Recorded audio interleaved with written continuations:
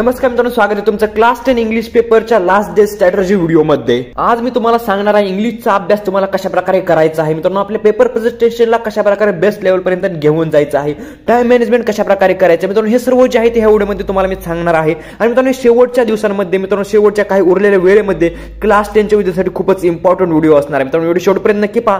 चला तर मित्रांनो व्हिडिओला सुरुवात करूया। आपण सुरुवातीला काही इम्पॉर्टंट पॉइंट्स, काही इम्पॉर्टंट डाऊट्स जे मित्रांनो विद्यार्थ्यांच्या मनामध्ये असतात त्याबद्दल आपण बोलूयात।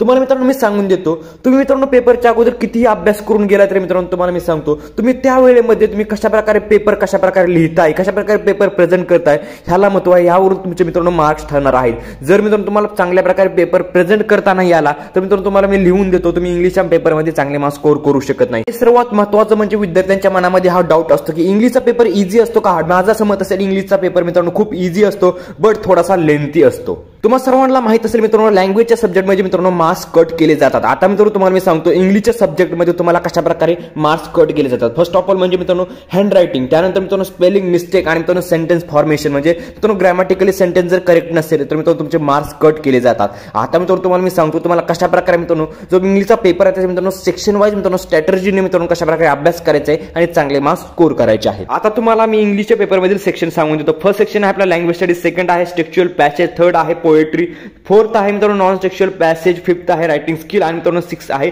Skill development. या टोटल 6 सेक्शन मध्ये तुम्हाला मी सांगतो लँग्वेज स्टडी, रायटिंग स्किल आणि मित्रांनो स्किल डेव्हलपमेंट खूप इझी सेक्शन आहेत। आणि त्यानंतर तुम्हाला सांगतो टेक्स्चुअल पॅसेज, पोएट्री आणि मित्रांनो नॉन टेक्स्चुअल पॅसेज यामध्ये तुमचे थोडेफार मार्क्स कट होणार आहेत।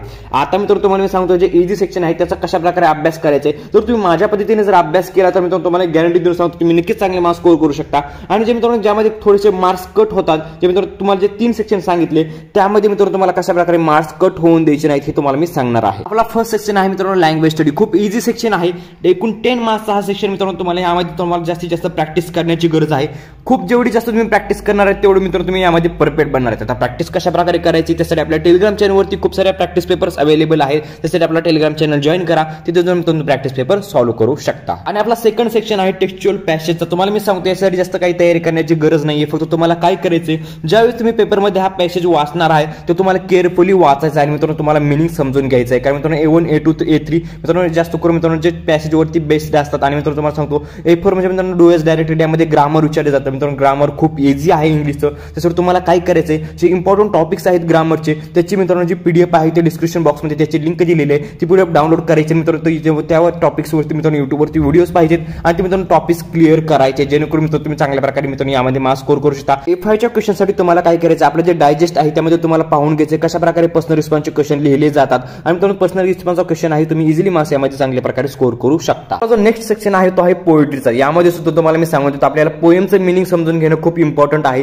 आणि जास्त करून तुम्हाला ॲप्रिशिएशनची तयारी करायची आहे। ह्या 2 गोष्टींची तुम्ही तयारी करा, तुम्हाला मी सांगतो तुम्ही पोएट्रीच्या सेक्शन मध्ये सुद्धा चांगले मार्क्स स्कोर करू शकता। आता तुम्हाला मी सांगून देतो आपला जो नॉन टेक्स्चुअल पॅसेजचा मित्रांनो जो सेक्शन आहे त्यामध्ये तुम्हाला जास्त काही करण्याची गरज नाहीये। जास्त करून तुम्ही तयारी जास्त करत बसू नका, टाइम वेस्ट होऊन जाईल। तुम्हाला फक्त मित्रांनो त्यावेळी तुम्हाला त्या पॅसेजचं मिनिंग समजलं पाहिजे आणि त्या खालील ऍक्टिव्हिटी सोडवता आल्या पाहिजे। तुम्हाला आता नेक्स्ट आपल्या रायटिंग स्किलच्या सेक्शन बद्दल तुम्हाला मी सांगून देतो। रायटिंग स्किल मध्ये तुम्हाला कोणत्या गोष्टी अटेम्प्ट करायचे हे तुम्हाला लक्षात घ्यायचं आहे। तुम्हाला मी सांगतो तुम्हाला फॉर्मल लेटर अटेम्प्ट करायचे, डायलॉग रायटिंग अटेम्प्ट करायचे, रिपोर्ट रायटिंग अटेम्प्ट करायचे आणि मित्रांनो तुम्हाला verbal to non verbal attempt करायचं आहे। आणि सर्वात महत्त्वाचं म्हणजे मित्रांनो रायटिंग स्किलच्या सेक्शन मध्ये तुम्हाला मित्रांनो फॉर्मॅट समजून घ्यायचे आहेत आणि मित्रांनो तुम्हाला जेवढी जास्त मित्रांनो याची प्रॅक्टिस करता येईल तेवढी तुम्हाला जास्त प्रॅक्टिस करायची आहे। मित्रांनो आपला जो लास्ट सेक्शन आहे तो मित्रांनो आहे स्किल डेव्हलपमेंटचा। मित्रांनो यामध्ये तुम्हाला काय करायचं, इंग्लिशच्या टेक्स्ट बुक मध्ये जेवढे तुम्हाला ट्रान्सलेशनचे क्वेश्चन दिसत आहेत तेवढे सगळ्यांचे तुम्हाला प्रॅक्टिस करायचे आहे। मित्रांनो जास्त टेन्शन घेऊ नका मित्रांनो, इझी क्वेश्चन येतो आणि तुम्ही इझिली मार्क्स यामध्ये स्कोर करू शकता। आता मित्रांनो तुम्हाला व्हिडिओच्या लास्टला तुम्हाला मी सांगतो तुम्हाला काय करायचं मित्रांनो, इंग्लिशचं मित्रांनो ग्रामर आहे आणि मित्रांनो जे इंग्लिशचं रायटिंग स्किल आहे